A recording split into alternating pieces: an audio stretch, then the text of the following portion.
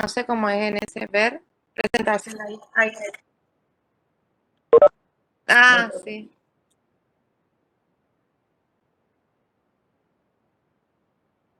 Espérame un segundito porque me abrió una cantidad de ventanas y no me permite ver nada acá.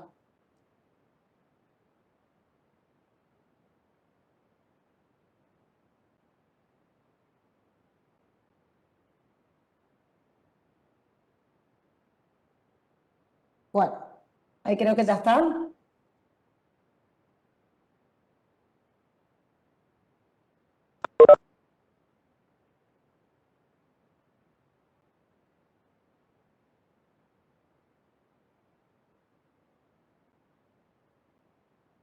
¿Ahí se ve bien, chicos? ¿André? ¿Todos?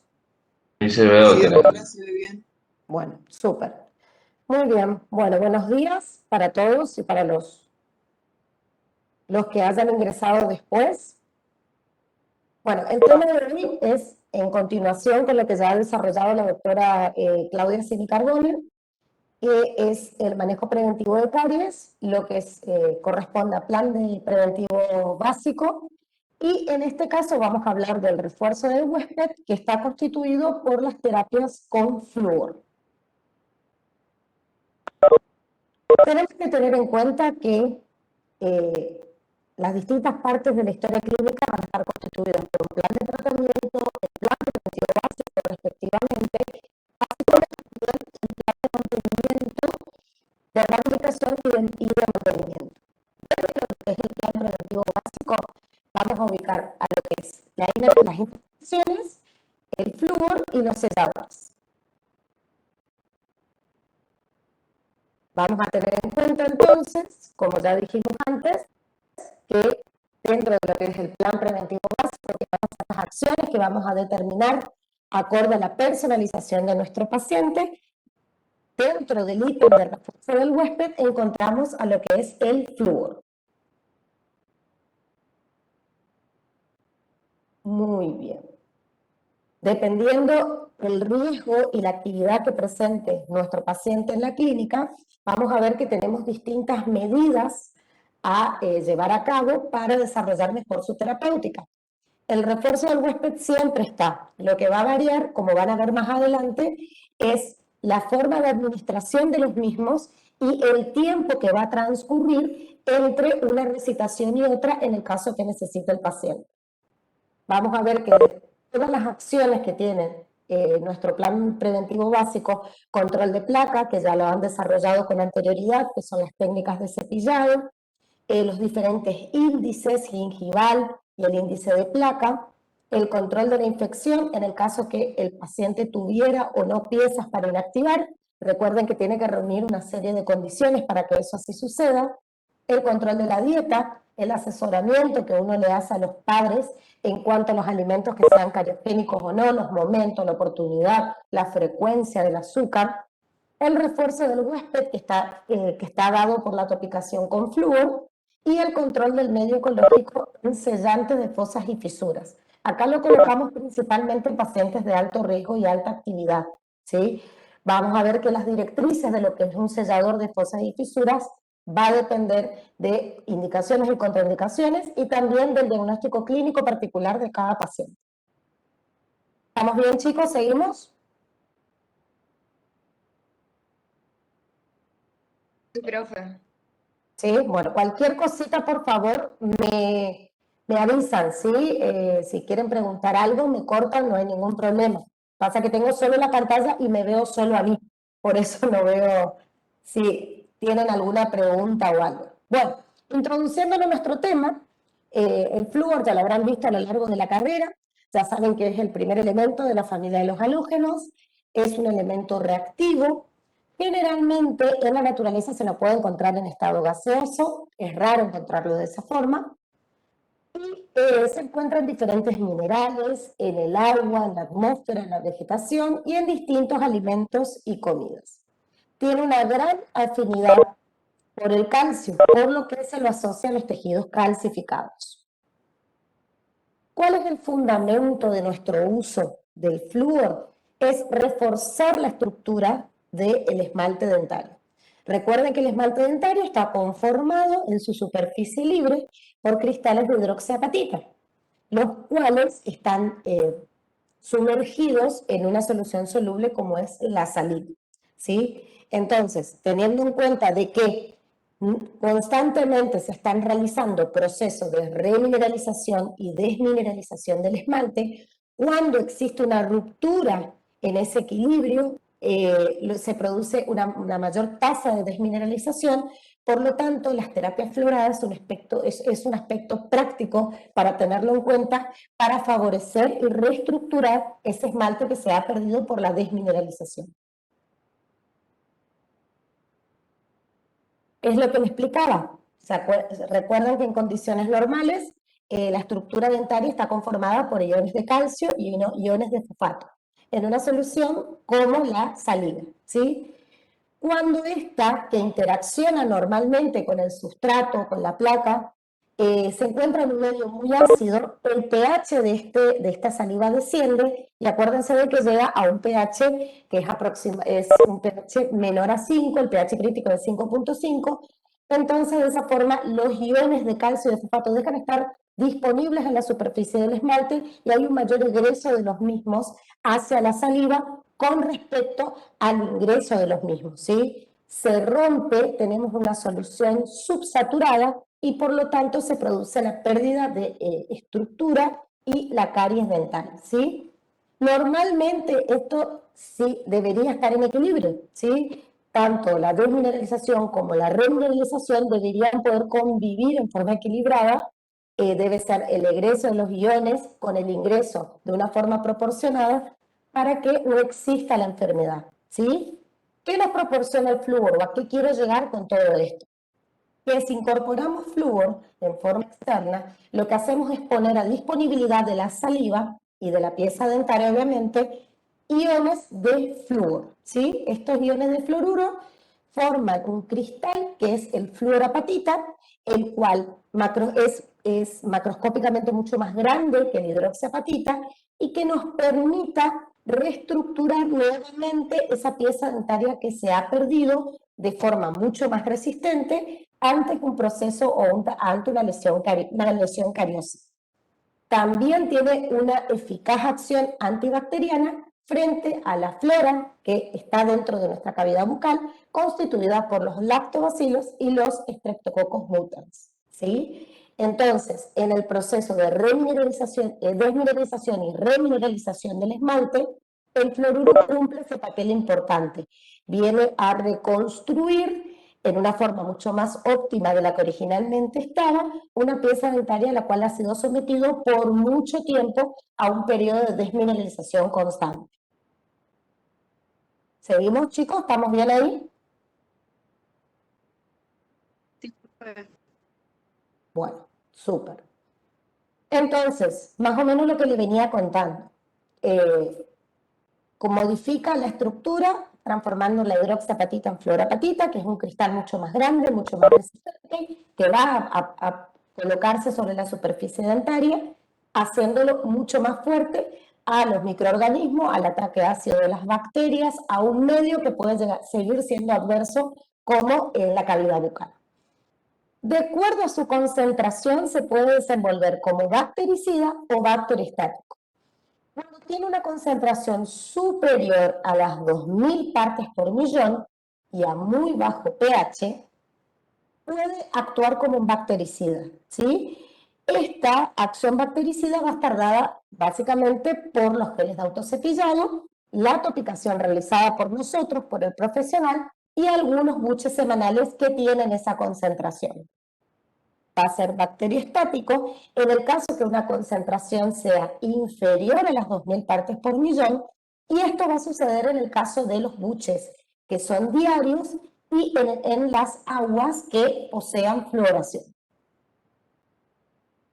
¿Cuáles son las funciones del flúor? Las numerosas funciones y bondades que tiene este material. En dientes sanos, refuerzo estructural nuevamente, proporciona una mayor resistencia al ataque ácido de los microorganismos.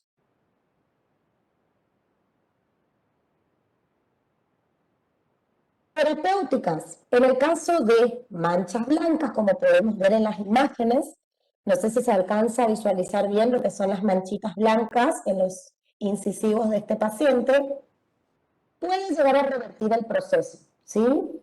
El diente con gingivitis actúa como bactericida y bacteriostático, inhibe el metabolismo de las bacterias, generalmente están asociados a lo que son inhibir el metabolismo de glicólisis de las bacterias y previene y alivia la sensibilidad. ¿Cuál es el fundamento de su uso? ¿Por qué lo usamos? ¿Por qué es tan importante para nosotros?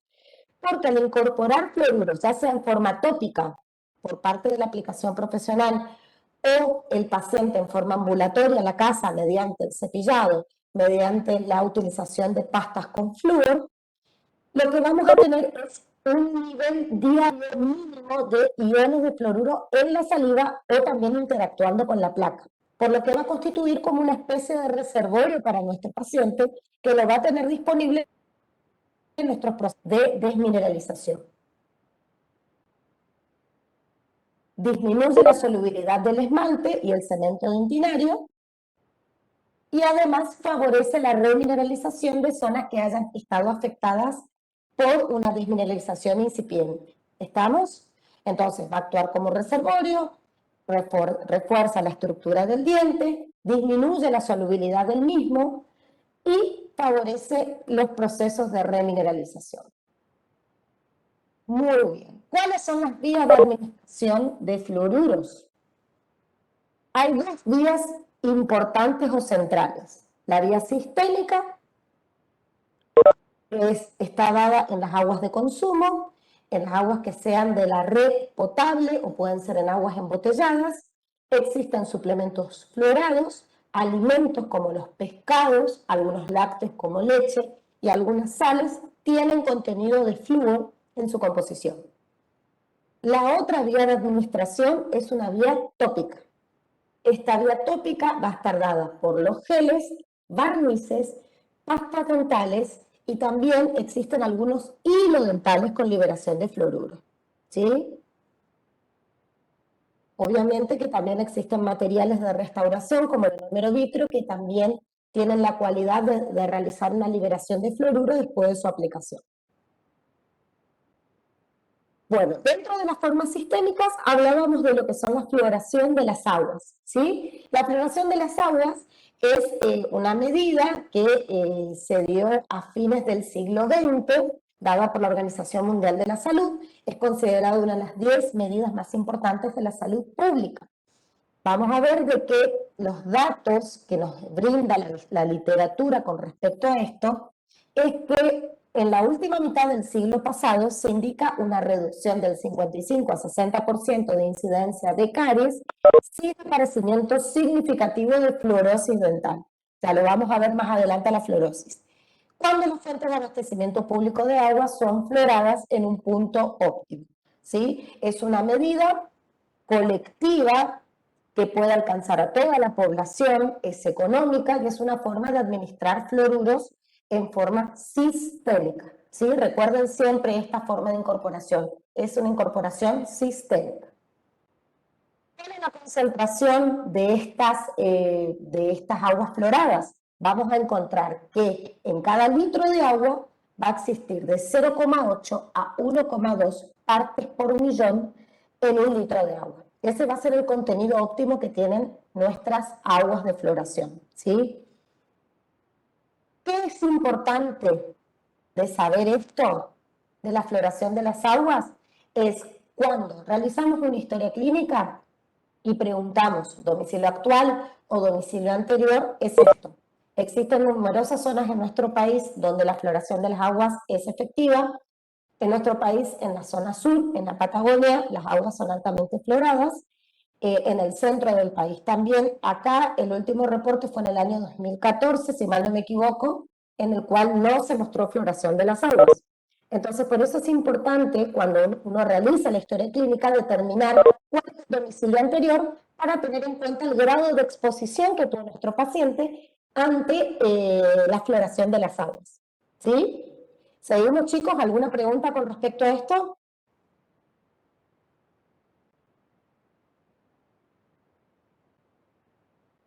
¿no? Bueno, Doctora. muy bien. Seguimos. Suplementos fluorados. Es otra forma también de incorporar flúor en forma sistémica, ¿sí? Existían en su momento numerosos suplementos fluorados en forma de, las presentaciones eran en gotas y también en comprimidos, ¿sí? Que se suele dar muchas veces, sobre todo en la mujer cuando está en etapa de embarazo, de gestación obviamente, en las cuales se puede incorporar flúor en forma sistémica mediante los suplementos fluorados. La dosis óptima diaria para nuestro flúor sistémico, en forma de suplementos, es de 0,05 a 0,07 miligramos por kilo. Les voy a marear un poquito con el tema de las concentraciones, pero es importante de que sepan por qué cada concentración se da de esa forma y cuál es el fundamento de eso. Sobre todo también por el pH que hablamos más anteriormente, ¿sí? Van a estar un poco mareados con las concentraciones, pero esto es una data importante. Bueno, ¿cómo está indicado los suplementos fluorados? En aquellos pacientes que no pueden realizarse un cepillado con pastas fluoradas, en pacientes de alta actividad de caries, y para indicar o prescribir un suplemento fluorado es necesario verificar todas las fuentes de exposición que tenga el paciente en cuanto al flúor, ¿sí? Si por ahí vive en una zona en los cuales las aguas se encuentran fluoradas, si indicamos suplementos fluorados, podemos ver que podemos exceder nuestra dosis diaria recomendada para esto. La fluorosis, como ustedes ya saben, es una hipomineralización que está caracterizada por un aumento en la porosidad superficial y subsuperficial, que es lo que produce como este aspecto de diente manchado o diente veteado, ¿sí? Esto se produce por una ingesta o una exposición prolongada a los iones de flúor durante el proceso de mineralización del esmalte, ¿sí? Acuérdense que esto viene ya desde la etapa embrionaria.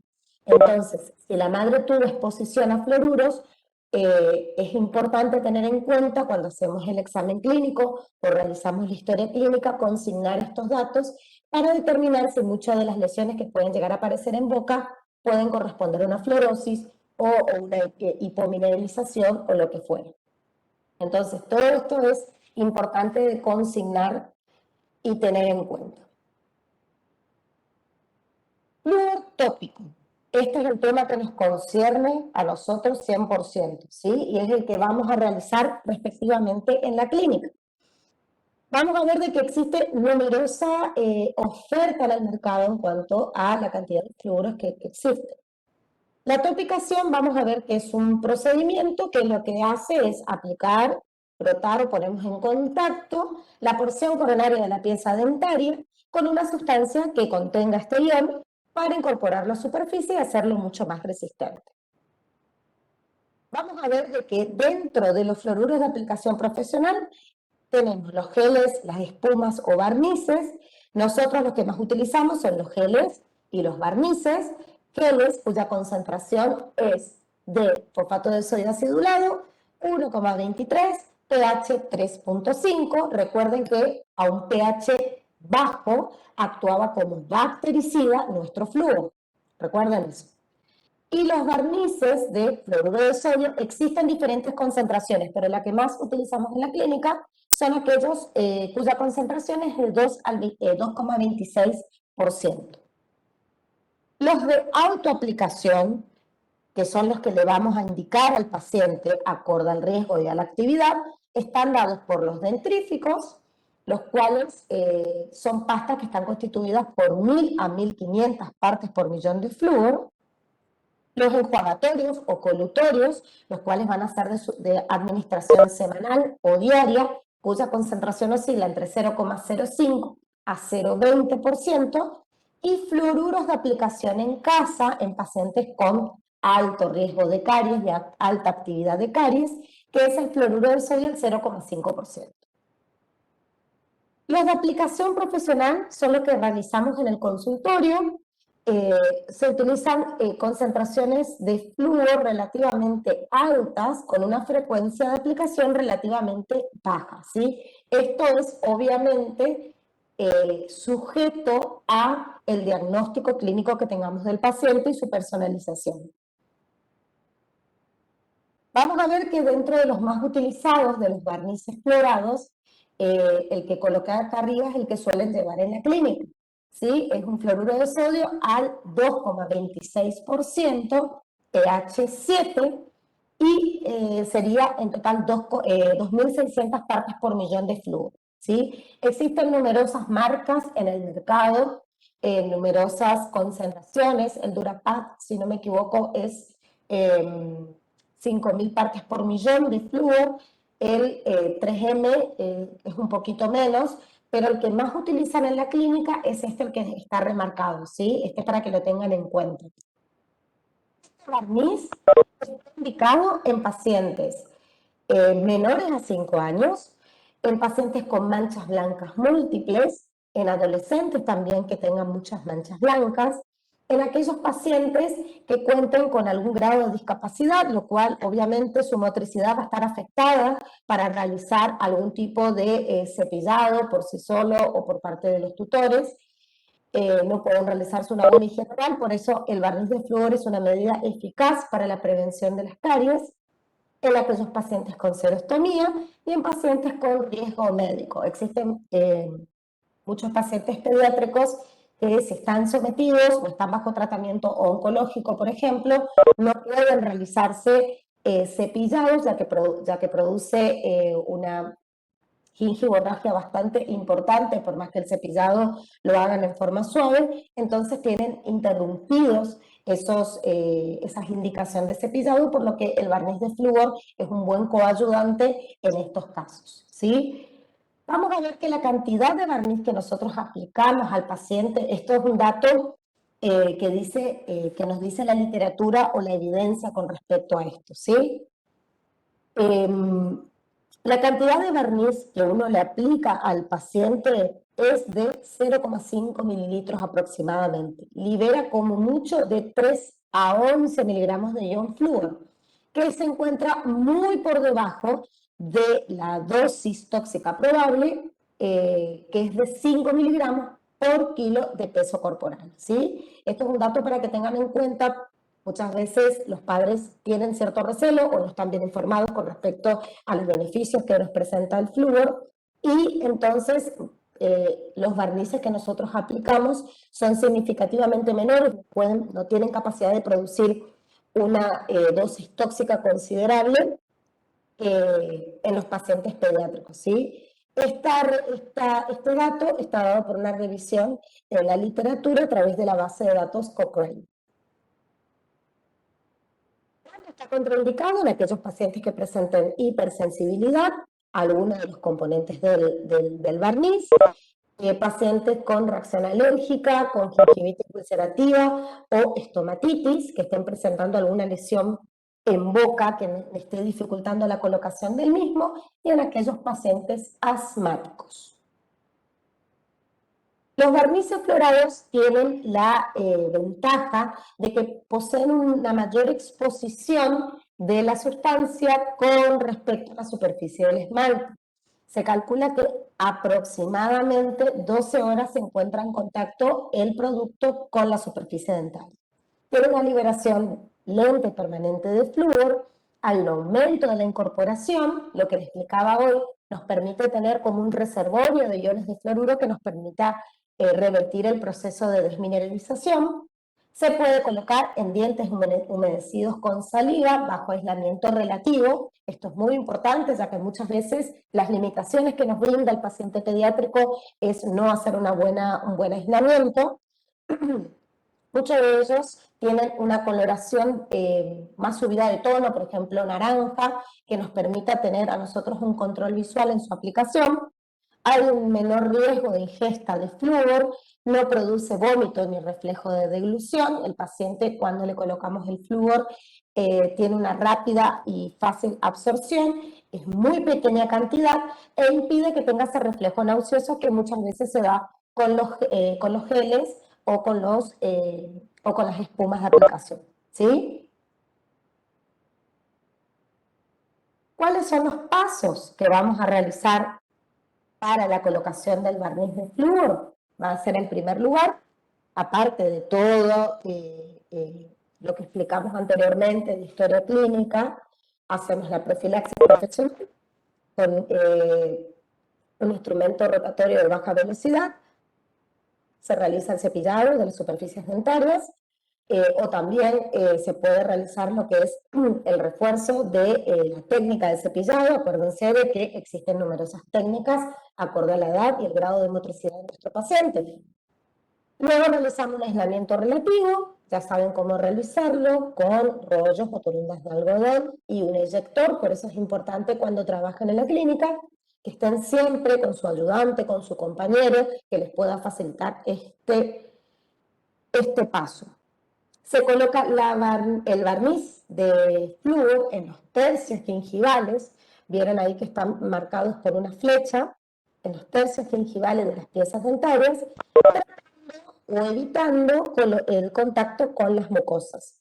Muchos de estos barnices suelen venir con un cepillo que nos permita suave y chico, que nos permite o nos facilita su colocación. O si no, muchos de ellos también vienen con picos dosificadores que nos permitan proporcionar una correcta cantidad de ellos sobre la superficie. Pintamos bien, colocamos en la superficie del tercio gingival de los dientes y a los papás les decimos las distintas indicaciones. En lo posible, evitar de que ingiera alimentos sólidos después de 1 hora. Debe esperar aproximadamente 30 minutos para poder consumir agua, por eso es importante ya que se hidrate bien antes de colocar el barniz de flúor. No debe enjuagarse una vez colocado el barniz, y no debe cepillarse hasta 24 horas después de la aplicación, ¿sí? Entonces, por 1 hora no puede comer, por media hora no puede tomar agua, por un día completo no puede cepillarse y no debe enjuagarse, que es otra indicación principal, sino esto del contacto en forma prolongada con la superficie es una cualidad que la vamos a perder. Bueno, terminamos con los fluoruros de aplicación profesional, tópicos en presentación de barnices. Ahora vamos a los geles. Este que es el que más difusión tiene, el que conocen casi todos, que es el gel flúor fosfato acidulado 1,23%, cuyo pH es de 3,5, ¿sí? Es un gel que está constituido por 12.300 partes por millón de flúor respectivamente. Vienen en distintas presentaciones, distintos sabores. Ustedes van a seleccionar el que más les parezca o el que más les guste en cuanto a las necesidades de su paciente. ¿Cuándo está indicado? Volvemos nuevamente al tema de personalización. Ya sabemos que lo que es el plan preventivo básico, la personalización del paciente, es transversal a todo un tratamiento que llevemos a cabo a nuestro paciente pediátrico, ¿sí? Porque por más de que realicemos flúor al principio, pasaron 3 meses, nuestro paciente es de alto riesgo, volvemos a topicar con flúor, ¿sí? Eso tengan en cuenta cuando van personalizando a su paciente y van haciendo el plan preventivo básico, ¿sí? Acuérdense que es transversal, atraviesa todo el plan. Por más que estén en fase rehabilitadora, es importante aplicar todas estas medidas en cuanto ustedes lo tengan al paciente trabajando. Pacientes de alto riesgo de caries, la aplicación va a ser cada 3 meses, pacientes de mediano riesgo cada 6 meses y de bajo riesgo la aplicación del mismo va a ser anual. ¿Cuáles son las ventajas en la utilización de los geles de fluoruro? Presenta una disminución de caries del 20 a 40%, es un material de bajo costo con una técnica fácil de realizar y produce la precipitación de iones de calcio actuando como reservorio de mismo. La contraindicación más importante que más se pregunta y que muchas veces no nos saben responder es que no está indicado en pacientes menores a 6 años. Acuérdense, este dato es fundamental. ¿Cuáles son los pasos a realizar en la clínica? Realizamos lo que es la detección y el control de placa bacteriana mediante los índices gingivales y de placa respectivamente. Realizamos la desoperculización del esmalte, que es simplemente pulir la superficie dentaria, como habíamos hecho con el barniz, ya sea utilizando tacitas de goma o pastas abrasivas, para crear un ambiente poroso, microporos en la superficie que nos permitan la incorporación del flúor barniz, gel. Adaptación de las cubetas, existen numerosas cubetas en el mercado, vamos a ver que son cubetas que están confeccionadas de poliestireno, son bastante flexibles, van a probarla en la boca del paciente, van a adaptarlas, ¿sí? Entonces son flexibles, se van a ir adaptando perfectamente, y una vez que ya tenemos adaptadas, realizamos lo que es el aislamiento relativo del campo operatorio. Colocamos al paciente en una posición de 90 grados en el sillón, eso es fundamental para evitar una ingesta accidental del gel de flúor, ¿sí? Cargamos las cubetas, solamente el 40% de la capacidad o 3/4 de la cubeta, porque acuérdense que al colocarla en boca, eso ejerce una cierta presión y por lo tanto, si colocamos mucho material, el paciente puede tragarlo accidentalmente o puede llegar a haber alguna ingestión en forma inesperada. Disculpen.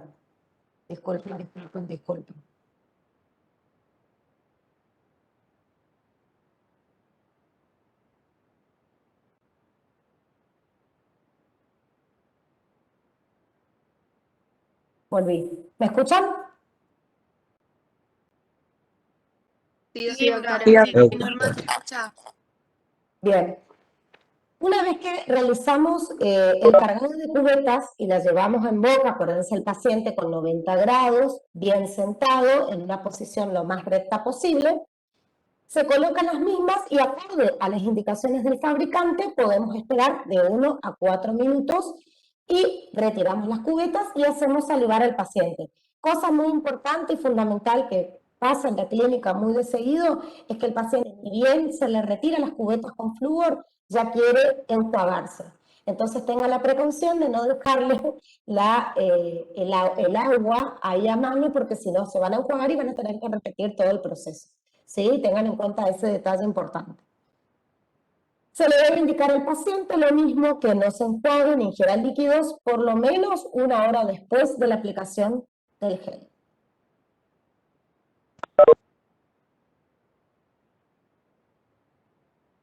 Esperen un segundito, chicos. Ahí está. También existen en el mercado, no sé si lo llegaron a ver, estos geles que son tixotrópicos, ¿sí?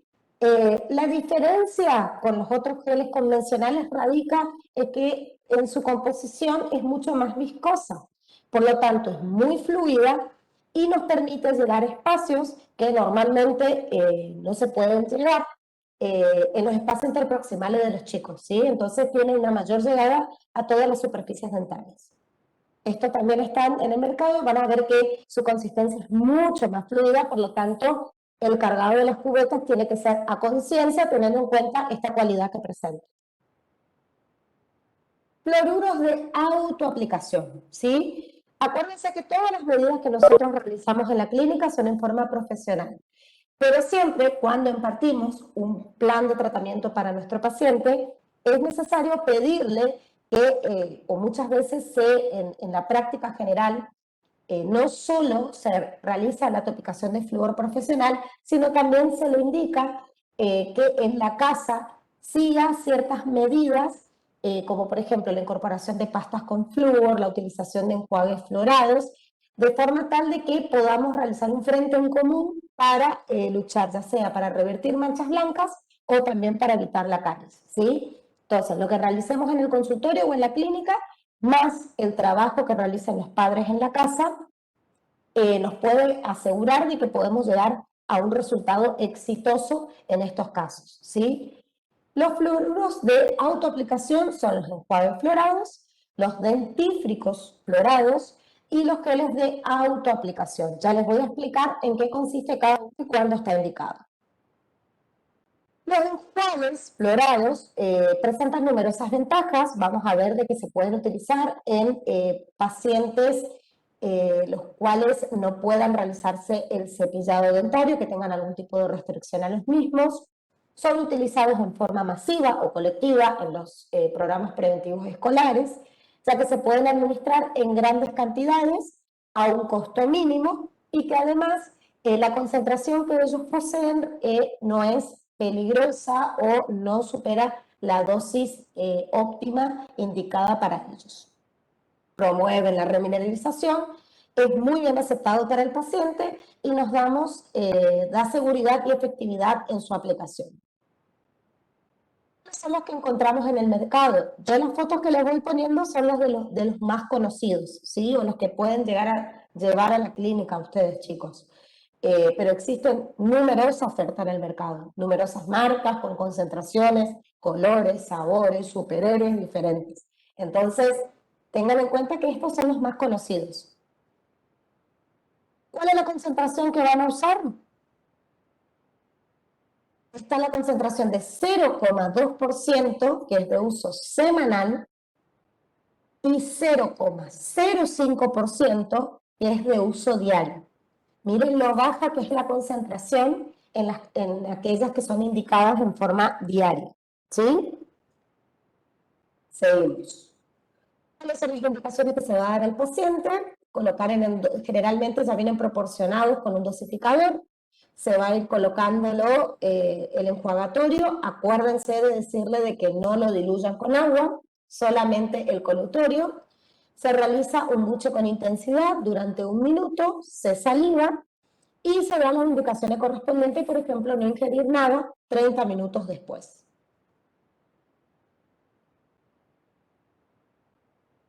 Dentales.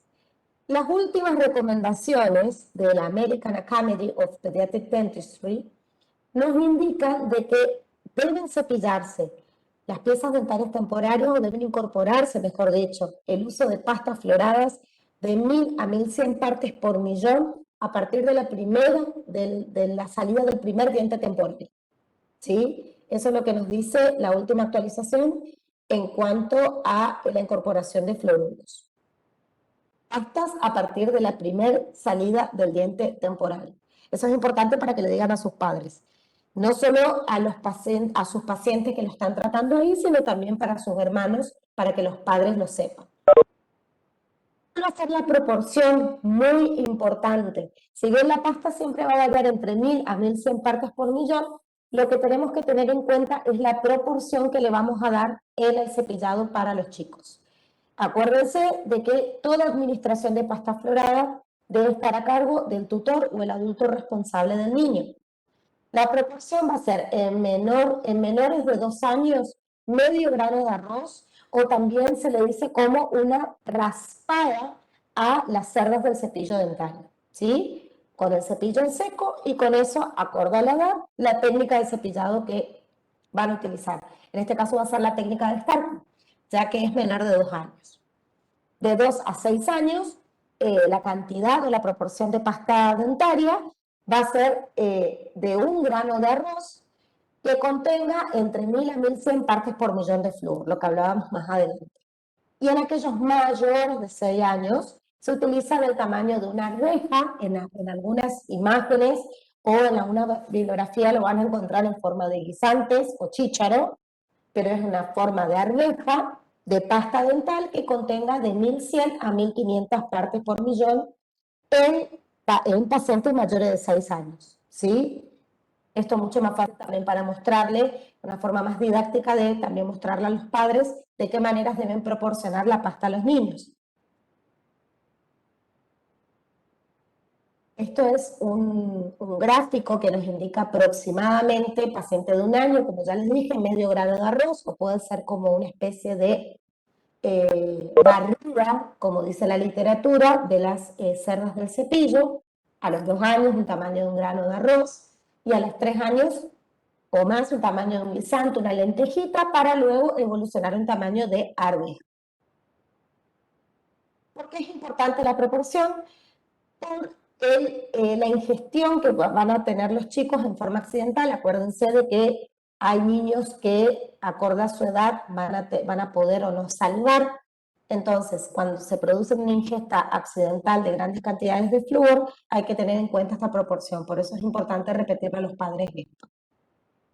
De 1 a 3 años ingieren de 30 a 75% de la pasta dental, y de 4 a 7 años aproximadamente un 20 a 40%. He aquí lo importante de que es la proporción y poder explicárselo a los padres para realizarlo en casa. ¿Cuáles son las pastas floradas que encontramos en el mercado? Numerosas marcas, numerosas composiciones, ¿sí? Muchas veces es importante decirle a los padres de que hay algunas, por ejemplo, las 2 primeras de la izquierda, que son odontológicas, Flurkel también, que poseen ya a la vista lo que es 1000 a 1500 partes por millón. Otras pastas dentales, por ejemplo, las de Colgate Kids, que son también muy utilizadas y muy difundidas entre los pacientes, por ahí tienen que sentarse a buscar porque tiene muy chico en el prospecto la cantidad de flúor que posee. Pero independientemente, la marca, el sabor, el color, cualquier característica externa, la condición que no se negocia y la condición que siempre debe ser indicada es pastas de 1000 a 1500 partes por millón, ¿sí? Con que tengan esa proporción, lo demás es agregado para que el chico también acepte lo que es la incorporación de pastas con flúor. Terminamos con las pastas floradas, seguimos con los geles de autoaplicación, ¿sí? Esto está indicado en pacientes de alta actividad de caries con múltiples manchas blancas, ¿sí? Van a actuar en forma subsuperficial en la superficie del esmalte. Vamos a ver que estos son los geles cuya concentración es fosfato de sodio al 1%, perdón, fluoruro de sodio al 1%, está mal ahí la diapo, al 1%, pH 5.6, ¿sí? Es el llamado, comúnmente conocido como gel de 40 noches, ¿sí? Se le indica al paciente de alto riesgo que luego de realizar su cepillado nocturno habitual sin pasta, se debe aplicar medio centímetro del gel en el cepillado y aplicar. Estas son indicaciones generales, obviamente que de acuerdo a lo que es la edad del paciente, van a ir cambiando las proporciones del mismo. Se realiza la técnica de cepillado, no se enjuaga ni se ingiere nada líquido ni sólido, y después de 40 noches se lo vuelve a evaluar para que este paciente pase a la fase de mantenimiento, que sería incorporar nuevamente un dentrífico florado de proporciones de 1000 a 1500 partes por millón, como hablamos anteriormente, o bien se pueden complementar o potenciar el efecto incorporando colutorios florados de uso semanal o de uso diario, ¿sí? Bueno, chicos, ¿alguna pregunta hasta acá con respecto a flúor antes que pasemos a selladores?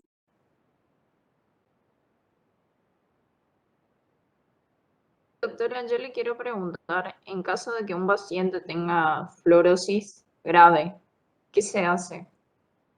¿Cómo se le trata?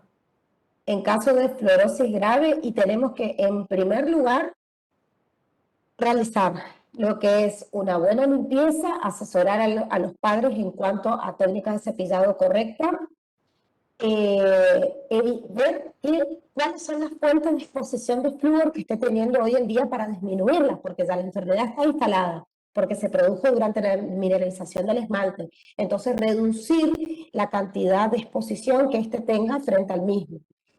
Y en el caso de los tratamientos, lo que pasa que es dependiendo de qué forma viene la clínica, cómo es la porosidad de ese esmalte, cómo se presenta. Muchas veces hay fluorosis las cuales son muy graves, muy porosas, entonces muchas veces es difícil de restaurar una pieza dentaria la cual tiene un sustrato que no es tan rígido ni tan estable, ¿sí?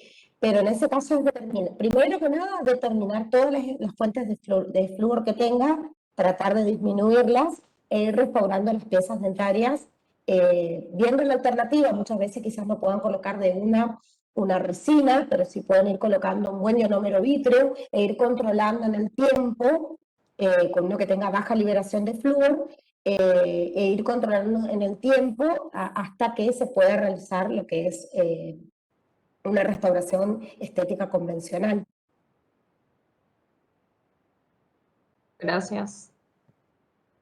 ¿Alguna otra duda, chicos? Ya pasamos al tema de selladores.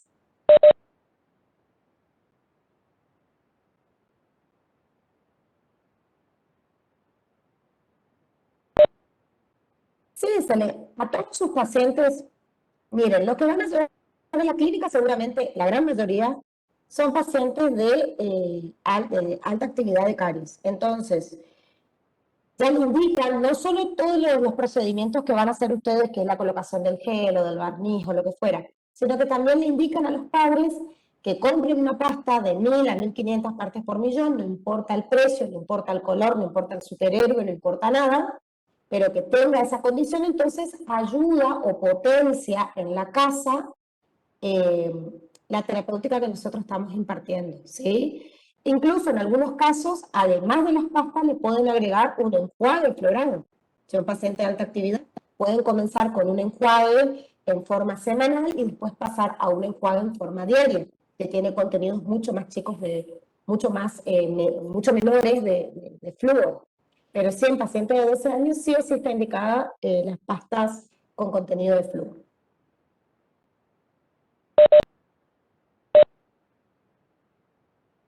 Seguimos, chicos, pasamos selladores. Así los libero para que vayan a la clínica. Muy bien, selladores de fosas y fisuras. Acuérdense, este cuadrito es importante, por eso los van a ver en muchas de nuestras diapositivas, porque esta es una forma de organizarse con respecto a sus pacientes, ¿sí? Dentro de las acciones, las distintas acciones de nuestro plan preventivo básico, y acorde a nuestro paciente, vamos a tener que en el control del medio ecológico van a estar los sellantes de fosas y fisuras de todos los surcos profundos, ¿sí? Acá está remarcado en pacientes de alto riesgo y alta actividad, que se los usa como una medida preventiva de caries en este tipo de pacientes, ¿sí?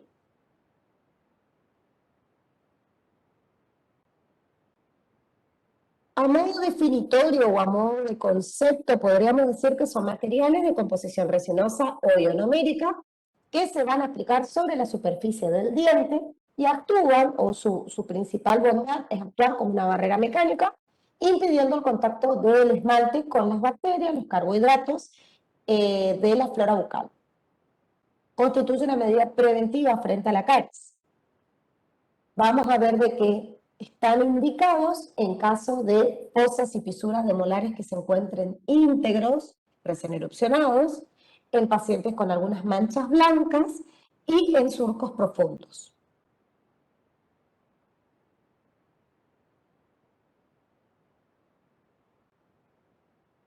Esperen que...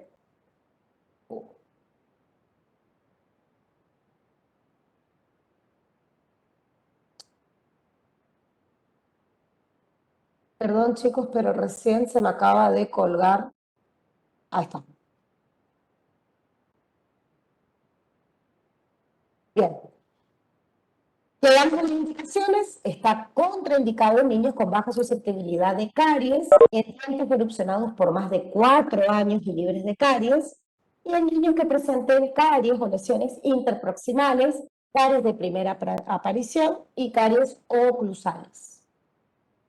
Las funciones que presentan los selladores es netamente, o la más importante, es la de prevención, suprime lo que es el hábitat bacteriano y facilitar la limpieza de fosas y fisuras. Bien colocado y con los controles posteriores correspondientes, es una buena medida de prevención para caries. ¿Cuáles son los requisitos que debe reunir este material? Debe tener una buena adaptación o una buena unión al esmalte. tiene que ser de buen escurrimiento, debe tener un bajo nivel, una baja tasa de viscosidad que les permita discurrir por los surcos de los molares, ¿sí? Tiene una muy baja viscosidad que nos permita este buen escurrimiento y poder llegar bien a todas las zonas de nuestro molar. Tiene que tener baja solubilidad y una rápida polimerización.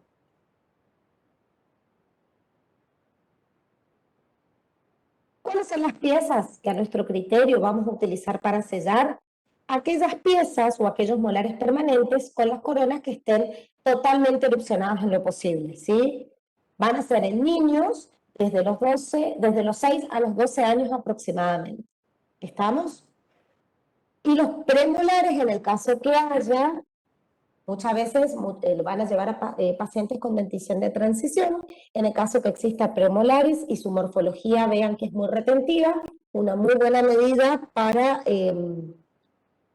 prevenir lo que es la caries o para prevenir la colonización de ciertos microorganismos en estas piezas que recientemente erupcionaron, es colocar un sellador en los premolares.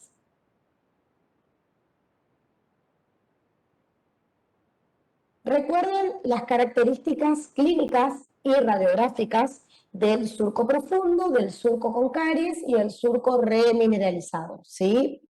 Acuérdense que nosotros vamos a aplicar los selladores en todos aquellos surcos profundos, ¿sí? Por lo tanto, las cualidades o las características que tiene que reunir este surco es de ser una profundidad mayor a 0,5 milímetros, no tiene que tener socavado ni desplazamiento horizontal, debe tener un fondo duro, no existe cambio de coloración en esas piezas y radiográficamente vamos a ver de que no presenta ningún tipo de imagen, por lo tanto es negativo. Este cuadrito es para diferenciar las distintas presentaciones que se pueden llegar a dar en los molares de sus pacientes. Tengan en cuenta este detalle antes de realizar o antes de indicar lo que es un sellador. ¿Cómo se clasifican estos selladores? Acorde a la composición pueden ser con o sin flúor, acorde a su polimerización pueden ser de auto o de foto, pueden presentar carga o no pueden presentar carga, y acorde al color pueden ser blancos, opacos o matizados. Muy bien. ¿Cómo van a seleccionar esto? Van a seleccionar, hay numerosos también selladores en el mercado, algunos ya vienen con picos dosificadores, lo que hace mucho más fácil la colocación en las piezas dentarias. Algunos ya vienen con su kit, con grabado ácido correspondiente, entonces facilitan también su colocación. Preparación de mesa de trabajo. Esta imagen es muy importante, la van a ver repetida en muchas también de nuestras diapositivas, porque como yo siempre le digo a mis alumnos, y se los repito siempre a todos, cuando trabajamos en odontopediatría es importante mantener un orden y mantener lo que se va a ocupar arriba de la mesa de trabajo, ¿sí? Parece un dato obvio, parece un dato, una tontera, pero muchas veces no se ve eso en la clínica, por eso es importante remarcarlo, ¿sí? Si está todo bien organizado y bien ubicado, ustedes pueden trabajar de forma rápida, sobre todo en niños que muchas veces los tiempos son acotados. Entonces, la preparación de mesa de trabajo es importante. Si vamos a usar un sellador de carga resinosa, lo ideal es hacer el aislamiento absoluto, por lo tanto debemos tener todos los elementos acorde a eso. Más que nada porque lo que necesitamos es mantener una superficie seca para favorecer el proceso de adhesión del sellador. Se realiza primero el aislamiento absoluto, la profilaxis con un cepillo en forma de copa, piedra pómez y agua. Se prepara la superficie dentaria, un grabado ácido de máximo 15 segundos. Recuerden que la estructura de las piezas dentarias temporarias contiene un mayor contenido orgánico, por lo tanto, tiene que tener un menor tiempo de grabado ácido. La aplicación del sellante, que va a ser desde el centro de la fisura hacia las vertientes, se realiza la fotopolimerización, se chequea la retención, muchas veces se usa generalmente un instrumento de punta roma que nos permita ver si quedó alguna saliencia o algún grumo o burbuja que se pueda haber quedado en la superficie durante el proceso de colocación. Y se chequea la oclusión en sellantes con carga, o sea, en sellantes resinosos. Se realiza entonces lo que es el aislamiento absoluto, se selecciona el clamp, se coloca el clamp alrededor de la pieza dentaria, se lleva a cabo lo que es la profilaxis, grabado ácido, colocación del sellante y polimerización del mismo.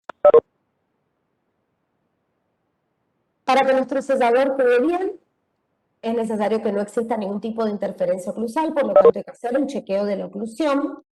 Debe haber un sellado total. Acuérdense de que si queda alguna interferencia o si queda algún borde saliente o algún lugar, algún espacio que no haya sido completamente llenado por el sellador, se puede constituir una fisura y por lo tanto nuestro paciente de alto riesgo de caries lamentablemente puede evolucionar de una pieza sellada a una caries, porque va a encontrar una oportunidad donde colonizar esos microorganismos. Entonces, mucho cuidado cuando colocamos los selladores de que estén bien hechos, de que tengan una buena retención y de ir controlando en todas las sesiones que ellos vengan, ¿sí?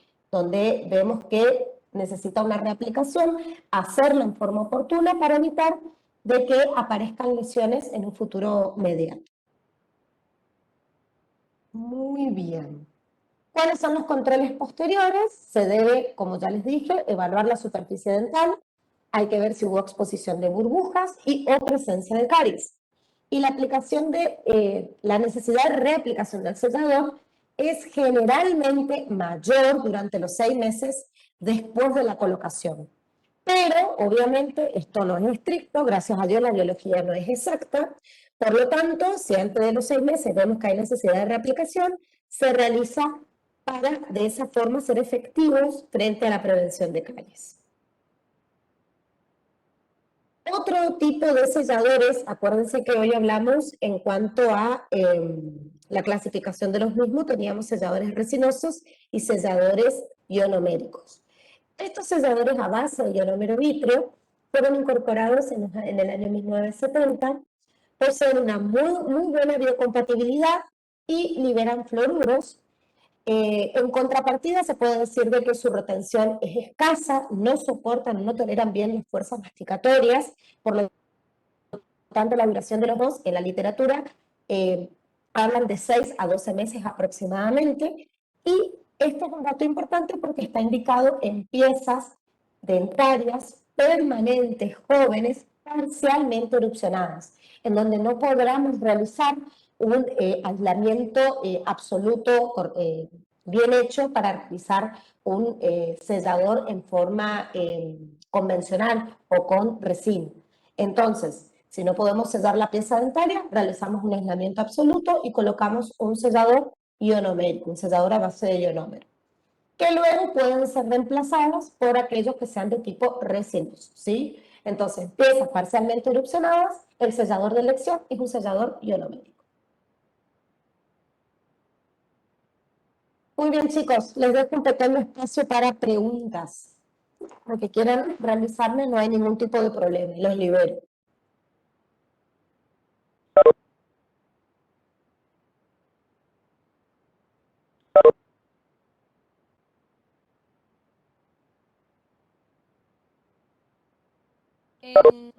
En niños que, o sea, pacientes que son sanos, que no tienen riesgo de actividad de caries, digamos, ¿es necesario realizar, por ejemplo, anualmente una aplicación de flúor o con la pasta, el agua y demás ya es suficiente o se recomienda igual realizar?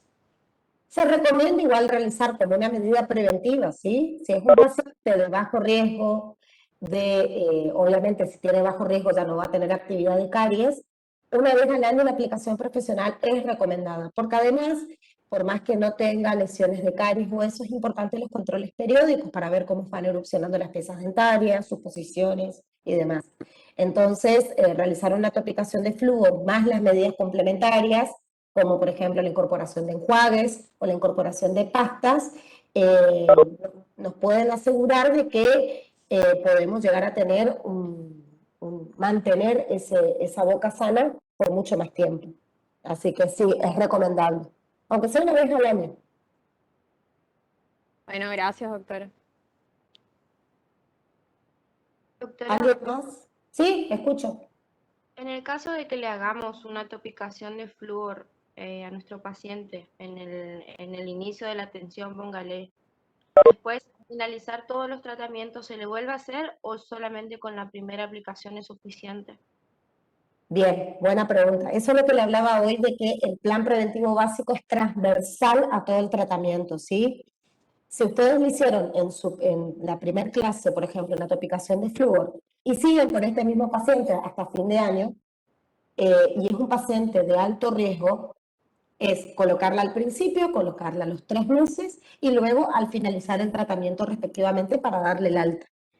Es lo recomendable, ¿sí? Y aconsejarle al paciente o darle las indicaciones de que pues continúe, si es un paciente de alto riesgo, que continúe el tratamiento en otros lugares o que continúe después, porque si no, todo el trabajo que se ha hecho va a ser en vano, ¿sí? Si no tiene un seguimiento correspondiente por el odontopediatra, o sea, que continúe el tratamiento.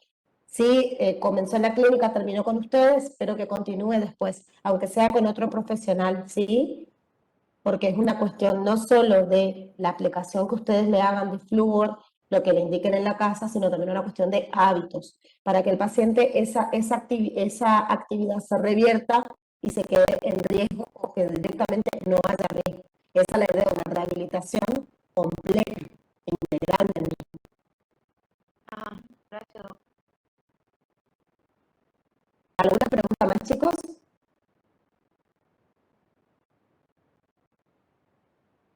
Bueno, les dejo acá la bibliografía. Esperen que es re oportuno mi internet que se cuelga en los momentos importantes. Ahí está. Esa es la bibliografía que pueden consultar.